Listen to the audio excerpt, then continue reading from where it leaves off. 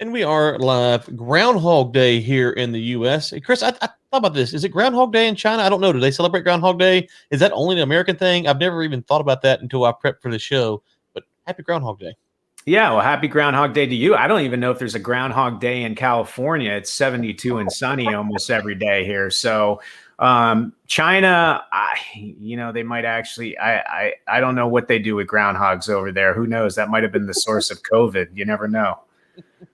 Yeah, I just never thought about it. I guess it's probably a uniquely American holiday, and probably, as you say that, yeah, California is probably not too concerned about what's going on with the groundhog because you guys got great weather pretty much year round. Okay, so it's been a few days before we get into the show. Show is on podcast. So if you're coming on, you can just type in the Dragon Feeder, iTunes, Spotify, Google Podcasts, Overcast, wherever you find your podcast. That's where you can find this show and all of the backlog of episodes. Chris, it's been a few days since we've talked. One thing that got a lot of attention last week, we didn't talk about it, and we were doing a little prep before the show. We can't find the release date. It appears it's been released somewhere, but not on HBO Max, which is where it will come out, is this documentary talking about the coronavirus. Is called In the Same Breath. And it kind of caused a stir last week as it's going to go through. It says it's according to Variety, HBO doc to release explosive chronicle of coronavirus in China. So what's your take on this? Do you know much about the filmmaker? What should maybe we expect on a documentary that is chronicling such a controversial topic? Yeah, well, there's a lot of things to talk about this one. In fact, first off, I want to make an announcement that I'm actually a large part of a documentary that is airing February 25th on France 2 in France. It's a documentary that is about the Wolf Warrior diplomacy initiative of the CCP and how it treads very strongly into Hollywood and the CCP's censorship of Hollywood, both within the borders of the PRC and outside borders of PRC. Babel Studios produced it. Michael Stanky was the French filmmaker that did it. I'm interviewed in there quite extensively, along with Penn America, which is interesting. And then also Stanley Rosen from USC and various other people. So I haven't seen it yet. I'm super excited to check it out. I think it's going to be a little eye-opening in how the CCP engages soft power entities like Hollywood. So I'm pretty pumped up about it. So that's February 25th. And if I can get some sort of indication on how to show it here in the US, hopefully with English subtitles, because I don't speak French, I will make sure everybody's aware of that. And then to this documentary question of In the Same Breath, Nanfu Wang is obviously a very well-respected Chinese filmmaker. I think she was actually nominated for one of her earlier films for an Oscar. And look, I haven't seen the film yet. I saw the teaser trailer. I've read the reviews. It sounds extremely eye-opening as far as a lot of maybe the conspiracies or the actual truth that a lot of people have been sort of trying to decipher of what happened in those early days of COVID and Wuhan and the cramp down on people that were talking out loud about it and what happened to them and how the spread occurred and how it got to the rest of the world. Obviously super sensitive and controversial content, especially in the eyes of the CCP. And for me, having not seen the movie, it's hard for me to comment on it. But what I will comment on is the guts of HBO to pick this film up and run with it. HBO, as many of you might not know, is part of Warner Media. Warner Media is owned by AT&T. Warner Media has major business in China. In fact, just the Warner Brothers business is a massive juggernaut in that China market. So what we've seen in the past when something like this occurs with a big global business based in America that takes something controversial and runs with it is the CCP does retaliate somehow.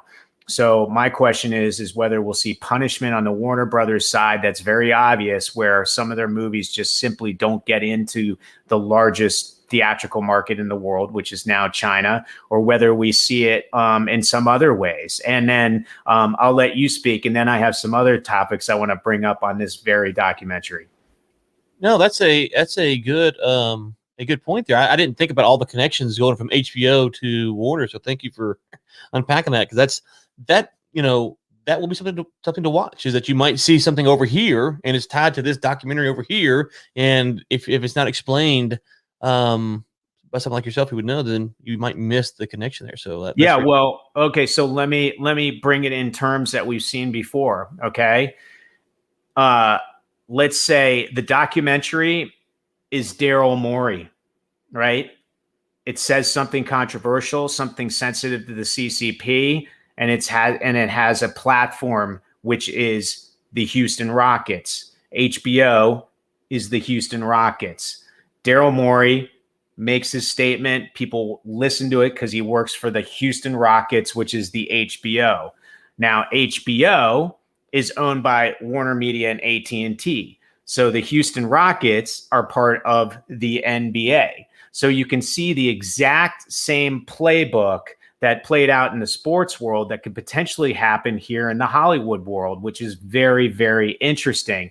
Now, my question is, and this is a big one, is whether HBO got guidance from AT&T and Warner Media about putting this on their platform, whether they got approval, and whether people internally at AT&T and Warner Media did evaluate what the repercussions could be in China and said, you know what, screw it. Freedom of speech and freedom of creative expression is the most important thing that we want to protect, so we're running with it.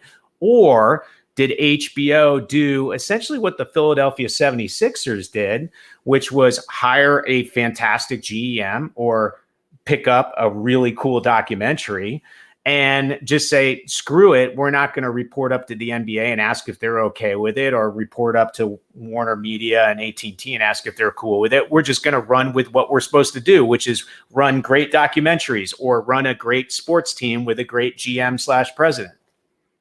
Yeah, a couple comments here while we're on this topic. So AT&T owns CNN. Their Biden admin faves. How will they respond to this? And that was actually not Man United's question, but I was thinking about that. So if you're HBO Max or HBO Max is the platform, and you're sitting here going, okay, in Warner, and you're going, we can publish this documentary on HBO, which we're in the subscriber business now. We need that $9.99, or I'm an HBO member, but I get through AT&T. Duh, obviously, I should have made that connection sooner. But I'm paying a cell phone bill.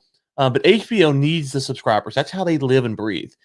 If you don't take the documentary, then they just put it on YouTube potentially and reach a larger audience. And so from the China side here, they need to be careful about pushing people in certain directions, because if you say, okay, HBO has a very small viewership compared to YouTube. If this thing gets on YouTube, you will have hundreds of millions of views. And then you'll have people that will slice it up and copy. I mean, so China should be careful, I would say, by pushing folks, especially in the subscriber business, because if you take them off of the Netflix of the world or the HBO Max of the world, and then the alternative is, well, I can just run ads on YouTube and get 100 million viewers, I'll do that. So I think that's something that you might see China run into. They keep pushing people and they keep pushing them in certain directions. They just go to the platform that has a larger exposure. And if you're a documentary filmmaker, why would you not want to get more views and probably actually make more money off of YouTube ads? Well, I think I'm gonna go a little more nefarious with my outlook on sort of the Dr. Evil mentality of the CCP, and I'm gonna go. I think. Can you read what Samuel Landsman just said there? He said, don't let the facts, if I had to guess. But I think what you need to look at is the way the CCP has been trying to train companies that are working on a global stage, in particular, want to have access to that market. So I might think that they are okay with perhaps this documentary leaking onto YouTube and just firewalling it in exchange for the ability to punish very out loud and very publicly a large media company for actually having the guts to run with this documentary as a platform, because that will resonate among all the other companies with global ambitions and particular ambitions in the China market. So I agree that might be what they're doing. I'm saying that in if they were asking me for advice, I would say that's a terrible strategy. What you want is for this film to be shown in 6 theaters in downtown New York City, and it goes away. That's what you want. And and so, or HBO Max, which has a limited viewership. You don't want it to go to YouTube, because once it goes to YouTube, it could catch fire, and all of a sudden you have people who, listen, there are plenty of people who just hate China to hate China. The last thing you want to do is just give them free content on YouTube to sit there all day and pound it. So at least make it a little bit harder by putting behind the firewall of HBO Max, than putting on YouTube or some of the platforms. So I agree that they might do that. I think that's just a misstep by pushing them to an open platform like YouTube.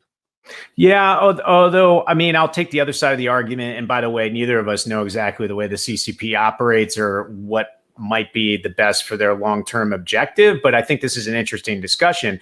I will say that HBO is a luxury brand, right? And it has a very sort of, influential audience, or an audience that's extremely, I guess, I mean, they might consider more intellectual than the typical sort of YouTube masses or whatever it is. So the CCP might say, hey, look, whether it's 100 million on YouTube or 10 million on HBO, those 10 million on HBO could create a water cooler topic among very influential people in regards to the US-China exchange, and cause a change of the way people perceive the bilateral dynamic, and actually create more problems for us than just a bunch of people sending around clips of a YouTube documentary.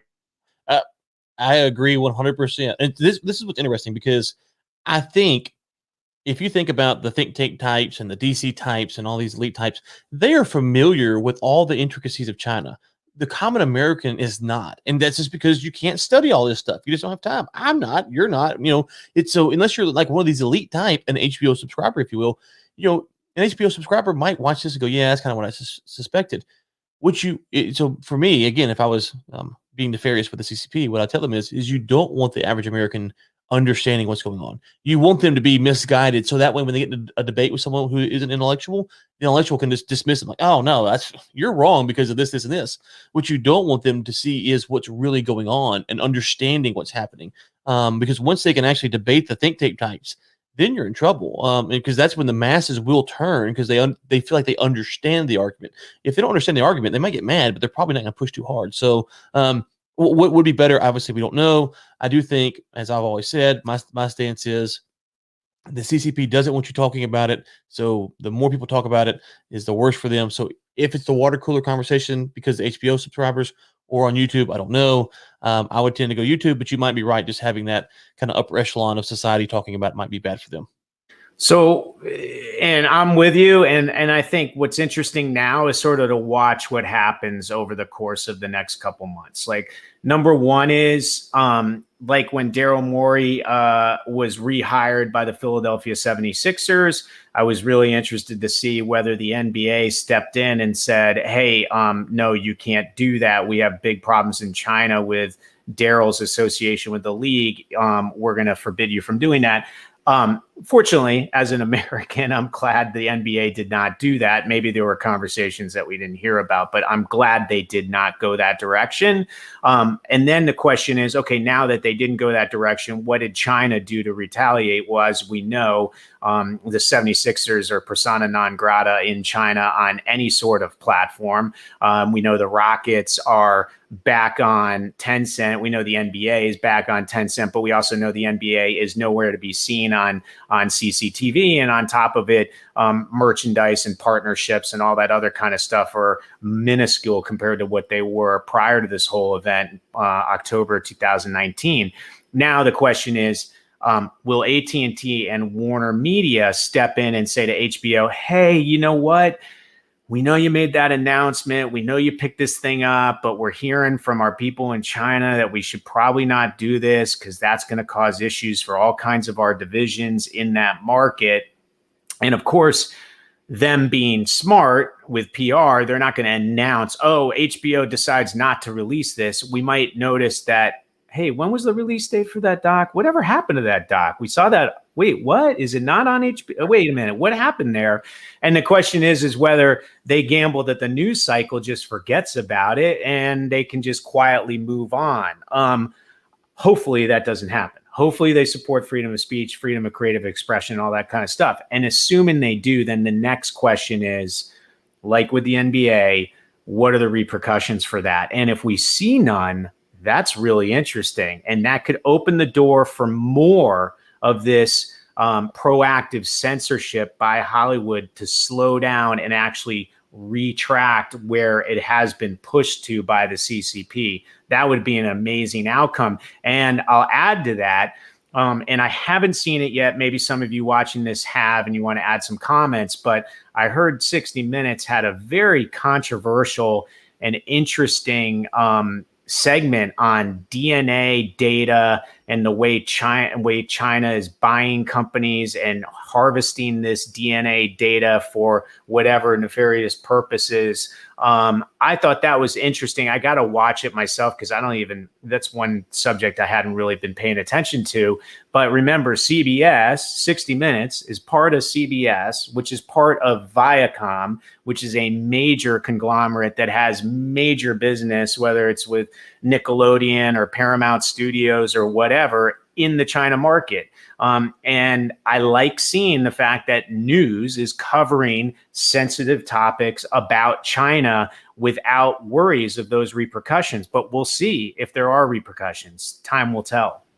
And so the final thing I'll say about this is if HBO Warner was asking my opinion, first off, I tell them, if you're really scared about the blowback, because there could be billions of dollars at play, then what I would advise them to do is just open a YouTube account, get the 1,000 subscribers, and go buy a YouTube account. It doesn't matter to get that qualifies to run ads, and then release the documentary on YouTube under some alias, collect all the revenue because you're going to make plenty of revenue, and then you've stuck it to the CCP because they were sticking it to you. So I think that that would be my advice. Like if you're really saying, hey, and I think that would be the way U.S. companies, because let's be honest here, these CEOs, if they do too much and there's too much blowback, they could get fired because their stock prices are dropping.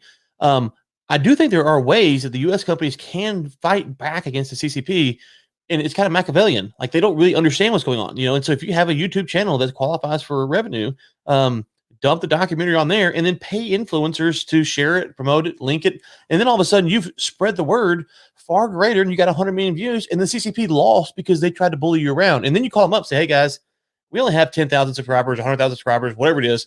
There's 100 million viewers on this thing. You cost us this money. You didn't, because you got the ad revenue, and now everyone's seen it. So I think that those are the things that the U.S. companies can do to show that, to punish the Chinese when they want to punish them, by outmaneuvering them, because we do have a lot of options to get content out there. So any thoughts on that before we move ahead?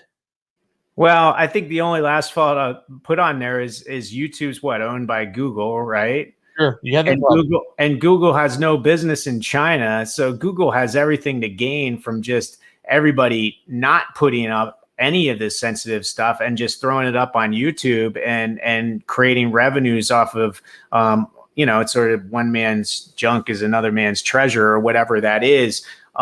Google benefits. And quite frankly, Google can do a lot of really interesting stuff because they really don't have at least business the way we normally think of Google in the China market. So, a lot of the reaction that China does, in particular, I even think back about Mulan or, various other the Daryl Morey tweet, for instance. I mean, the way they make that into such a huge stink does get cross-bordered into the PRC, and the PRC, with that great firewall and everything else, if a tempest in a teapot gets turned into something of great controversy, which eventually becomes something of geopolitical influence, it is going to seep into the populace there, and then it just creates a bigger problem. Okay, let's move on to our next topic. We talked about GameStop last week, and one of the big supporters, if you will, was Elon Musk. And there's some very rich people who come out and support the Wall Street Reddit types, and Musk was one of them.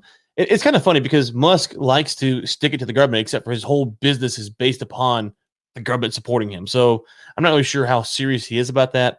And the Tesla story in China, I mean, let's be honest here. If he wants to stick it to the government, just send out a Winnie the Pooh tweet with Xi Jinping on there. Or you have to do that, but do something of controversy. Call out the Uyghur situation. Let's see how long Tesla lasts in China. And then now they had the fire in the garage or whatever. And now they've apologized for it. Maybe they should have apologized, maybe not. I think, and I said this on another show yesterday, is that folks in America look to Elon Musk as like, oh man, he's this great libertarian hero, and he stands up for rights. I mean, his business is based upon government subsidies in here and in China. You think we're going to see more of Tesla kind of kowtowing? And let's be honest, China is the number one battery producer for EVs in the world. They have a handle on the market. They've got a grip on the market. If Tesla wants to play in this game, especially in China, they need CCP support. Yeah, well, a couple of things there. Number one is I thought what was interesting is SUP China, SUP China, the Kaiser Cow newsletter, put out an interesting update on GameStop and the reaction of netizens and day traders and everyday people in China to that whole episode here in the U.S. And there was a lot of solidarity between the Davids on both sides of the Pacific versus the Goliaths, right? And in fact, there was some really interesting controversy or commentary about it all in China regarding, hey, would we have even been able to do this for as long as the Reddit Wall Street Bets people were able to do it for? Would we have been able to cry out attention on things that seemed unfair, like shutting down their trading opportunities on the platform of Robinhood, et cetera, without going to jail or without major repercussions for making that a public statement of criticism? So it was interesting. I think they call themselves leaks, which are the little people that the big, Wall Street type firms in China take advantage of on a daily basis. And they say every time a bunch of leaks are wiped out of a particular trade, all the weeds are cut, and then they're put aside in the trash can, and then a bunch of new weeds and leaks pop back up to be taken advantage of by the big guys. I thought it was interesting because the solidarity between the downtrodden on both sides of the Pacific there. And then the Elon front, I thought, look, I respect the guy. He's actually, like, if anybody should make billions of dollars, it's somebody that really takes big risks and really innovates and is super visionary. And whether you agree with some of the the products and services he's creating or not, or want to invest in them, that's everybody's opinion. But at least he's out there like doing grandiose, crazy stuff. And some of it seems to stick really well. I know lots of friends that have Teslas and they swear by them. What is interesting, though, is how massively involved and entangled he's gotten in the China market, how important it is when he releases earnings to talk about the China market, and probably how vulnerable his technology is in regards to the way China operates with companies like that in that market. So I wouldn't be surprised that it's not too long from now that we'll start seeing his technology, whether he likes it or not, in various other Chinese-made automobiles. The thing that I thought was really interesting yesterday that I tweeted about was TechCrunch put out a story about how Elon Musk and Tesla's operation in China was crying foul or criticizing the power grid that's up and running in China because they've had lots of issues regarding recharging, fires, as you spoke about, various other things. And the CCP went in and said, hey, you better stop that and apologize now. And what did they do? They apologized. Doesn't seem like the Elon Musk we're used to, who's like, screw you, I'll say whatever I want. I have my opinion and I can say it to whoever or wherever I want to. It doesn't seem like that sort of mantra or bravado is part of his acumen when it comes to the China market. Well, let me ask you this. You brought up Musk. I mean, have you ever looked at the financials? You know they don't make money for most of their company's history. I don't know if you ever looked at that. For instance, in 2020, so this is the second quarter, Tesla turned a profit of $104 million in the second quarter of 2020, despite shutting down its factory for roughly 7 weeks. As a result, Tesla has now been profitable for 4 straight quarters for the first time in company history. an elusive benchmark the company has sought. So that was that was second quarter 2020. It's the first time they've ever had 4 straight quarters they're profitable. They get their whole business in the U.S. is subsidized by the government. So I don't know if they make good cars or not. I don't really have a problem with that. I'm saying that they can Musk over here can criticize the government because they let him do it, but he would not exist. His businesses would not exist without the government subsidies. If you look at how much they sell for energy credits and stuff like this, he gets tons of money from energy credits. He does. His business is not profitable or hasn't been profitable. Historically speaking, for like 8 years, they profitable in 2 quarters, all that kind of stuff. So in China, my point is that he doesn't have a profitable business here. He won't have one in China. He is going to be 100% dependent on whatever tax credits or energy credits or carbon credits are going to give him. So he can't say anything because they will yank it up so fast his head will be spinning. So I think with if you go back to the GameStop stuff, it was interesting to see him kind of being a man of the people because I don't have a problem with him. Go put a man on Mars if you want to. I just think that his business, and it's not me saying this, that's a fact. Just go look at their earnings. His business is dependent on the U.S. government subsidizing them or the Chinese government subsidizing them. And so he won't criticize the Chinese government because his whole business is dependent on subsidies.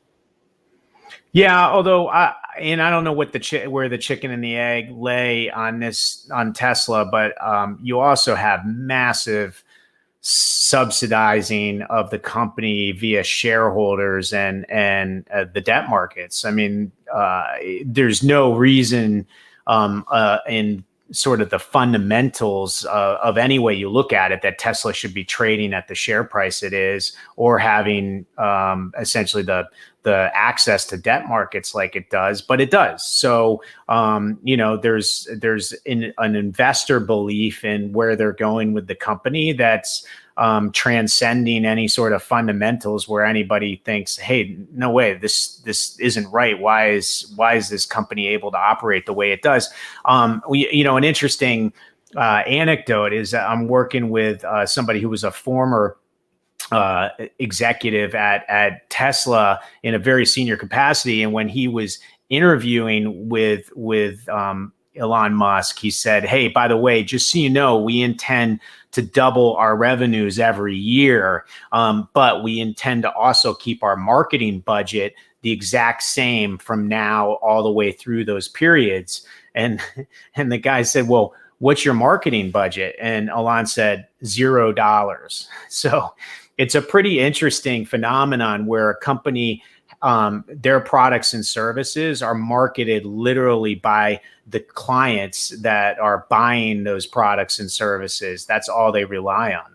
Right. There's no doubt he has tapped into something that people like. And here I put up a graphic just to show for those watching, how there's those 4 quarters in 2020 they've made money. And then you can see before that they don't make money. They just never have. And so it's stunning that their business is as successful as it is because they don't make money. And without the subsidies, they wouldn't be making money. So I think if you're hoping, so if you were sitting there last week, you're like, Elon Musk is on the side of the little guy. He ain't going to come out talking about Uyghurs in China. He ain't going to come out talking about standing with Hong Kong. He has too much to lose. And so if he does, I'm happy to come out and apologize to him. I just don't think that we should expect that Tesla is ever going to stand up to the CCP. Yeah, what's amazing, we talked about this with LeBron James at one time, but if there was an opportunity for somebody like an Elon to lead the charge against some of the things that we've been so quiet about in terms of China, it would probably be now, because I'm sure the tech swapping, the tech stealing, a lot of the stuff that the CCP needs from Tesla and their IP hasn't been completed yet. There hasn't been a full entanglement of the company to the point where there's no return. I'm sure Tesla's only been in there a few years. They haven't really cornered that market just yet. So if China still needs Elon to keep getting more and more invested there until they can take over what he's doing. So I would think now would be the time to sort of take a stand and say, hey, I'm Elon Musk. I'm worth more money than I could ever spend or generations after me can ever spend in my family. I'm going to take a stand and say this. And I bet you in a weird way, like the kind of Tesla excitement around consumer base here now would translate to even more buyers of his cars simply because of that stand he took, and probably translate around the Western free world too. And he might ultimately make more money out of taking that stand than he would by just continuing to stay quiet and expanding the Chinese market. We agree there. He has a very rabid fan base, and if anyone could change the messaging, a South African living in the U.S. talking about China might be the right man for the job, because he has a diehard fan base that listen. I mean, he's made enough money, so I agree. Hopefully, he will say something about it. So let's flip what I was hinting to on Tesla, which is eventually someday Chinese automobile manufacturers are going to be making stuff that looks exactly like Tesla's, to what's happening in Hollywood. There was an article that came out from CNN that I tweeted out and put on LinkedIn about how China no longer needs Hollywood. And part of that is something that I wrote about in my book, and I talk about quite extensively, which is, in order to gain access to the market of China, which is in Hollywood terms the largest in the world, we had to really go overboard in regards to talent exchange, process, development, the ability to educate them so that they could do it well in their own local film industry. Not only so they could work side by side with us on these big sort of Hollywood tentpole co-productions like Iron Man 3 sitting behind me, but also so they could start to do things themselves, right? And that played into the 1.4 billion people just happy enough, mantra of the CCP, which is, hey, you want access to our market? Help us build a middle class. Help us build infrastructure that's going to allow us to take more people out of poverty and make them happy and make them believe in the leadership and the government that they have, so they don't revolt. And Hollywood did an amazing job of that. We really cultivated that relationship with China by helping them build their own local film industry. And now that local film industry has pretty much kicked us to the curb in terms of theatrical market share. I mean, we were at one time 90 cents of every dollar made there. Now we were down to 16 cents of every dollar last year. And before that, I think it was roughly 34 cents. So if it continues on a trajectory, I guess we won't have to worry about censoring ourselves anymore, because there won't be a market for us. You're on mute. You're on mute. Thank you, sir. Let me ask you this. The movie industry in general, we see Netflix and, HBO Max and Hulu, Netflix, I guess, and Disney. Netflix and Disney, the two biggest ones that kind of are churning out new content regularly. A film like Iron Man 3, as we talk about that quite often, is a film like Iron Man 3, with the kind of budget that it had, could that go straight to Netflix, or does that need to have the big theatrical release in the US and in China? And the reason I'm asking that is because if you need that, I'm curious, if we can't have access to the China market anymore like we used to, will those type of big blowout blockbuster movies go away? Well, Netflix is making movies as big as Iron Man 3. I mean, the last Scorsese movie easily had the same budget. There's various other films that are just as big budget wise. But one of the drivers of making these massive Marvel movies is the underlying IP. So if you're, and Disney's a little unique because they have Disney Plus, but you could say, oh, why don't they just make Marvel movies for Disney Plus? But the thing is that the marketing and promotion that goes around theatrically releasing a film typically is very inefficient, right? A lot of people might see the Super Bowl ad, say 100 million people see the Super Bowl ad, but only 5 million people take that Super Bowl ad and go actually to the movie theater to see the movie. But out of all those people that saw the ad, there might be another 3 million that go buy pajamas for their kids that have, whatever Marvel character on it, because their kids are too young to go see the movie in a theater anyway.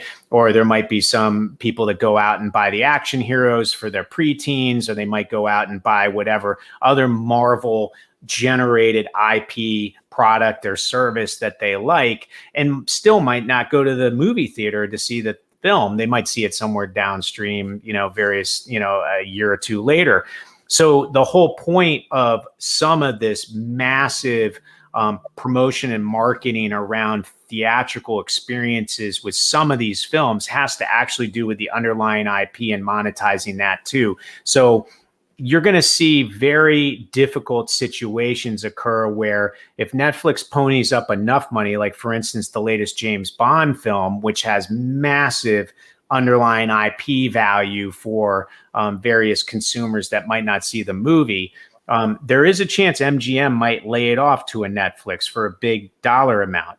That will be the only way it's monetized, right? Because Netflix doesn't really spend a lot of frivolous marketing and advertising around a film other than to the people that are actually going to watch the content. So you really don't know much about James Bond coming out if you're not that interested in seeing James Bond the movie. That's interesting. Okay, that's just quite helpful. I think that the China stuff aside, that the film industry is going to have to figure out. I don't understand nearly as much as you do, but I know for us, if we're going to, so I have a 13-year-old, just turned 11-year-old yesterday, 5-year-old, and then a 1-year-old. And so for us, if we're going to go see a film, we're a family of 6, we're the oddballs. I get it, so it's kind of, but for us, we're going to see a movie. Okay, well, do you see one that's more geared for the teen and the 11-year-old, or more geared for the 5-year-old? And something like Star Wars, we all can go enjoy. But then if some kind of new franchise, like maybe some Marvel movie, okay, well, is this really appropriate for all ages? So the streaming works out well because if something me and my wife want to watch, we can watch it. We didn't have to, and then we can say, yes, kids, you can watch this, or no, you can't, or these kids and these can't, these kids can't, and these kids can't. So I'm wondering, in the post-COVID world, what the amount of people returning to the theater experience will be in general. And so the China thing might be looming out there, but it might not be as big of an issue as it would have been back in 2019 when the theater was more part of our normal life. So just curious your thoughts on that. Yeah, well, if the theater experience doesn't come back in a big way here in the United States of America, which I doubt it will be back to its prime time, a few years ago, because habits are changing. They're being forced upon us by COVID, but then also forced upon us by technology anyway. China is going to be very, very important to theatrical revenues. So not being able to hold on to that market in any sort of significant way is going to be a serious blow to Hollywood. So does that mean Hollywood is going to pander and kowtow to China even more so now? Or is there an opportunity where Hollywood looks at it and goes, you know what, we might end up making lots of global deals with Netflix, or global deals with Apple, or global deals with Amazon, and those companies are going to buy it without us having to worry about what China makes or doesn't make on a given movie. So maybe we'll take more risks when it comes to sensitive content with China. And that would be fantastic, because then we would be slowly coming back to that freedom of speech and freedom of creative expression and all the stuff that Hollywood is supposed to support. Okay, and we will wrap it up there. Again, you can get the podcast, iTunes, Spotify, Google Podcasts, Overcast, wherever you find a podcast at. And if for some reason you can't, go to @TheDragonFeeder on Twitter, or @Ryan Ray Sr., and we'll be sure to do our best to get you hooked up. Mr. Fenton, it was good to get back in the saddle. We got a lot we didn't cover, so I'm sure we'll be doing it again later this week. Any final thoughts before we get out of here today? No, just thanks everyone for tuning in. We really appreciate doing this, and the audience base is growing pretty rapidly. We're excited about that. Please spread the word, and please keep talking about China, because it's something that affects all of us, and we're really trying to make sure that people understand the kinds of things we need to implement as Americans to get back some of the values and principles and sort of the activities that we want to do as Americans, while also figuring out the right way forward with China. So thank you, and we'll be back on, hopefully in the next 24, 48 hours.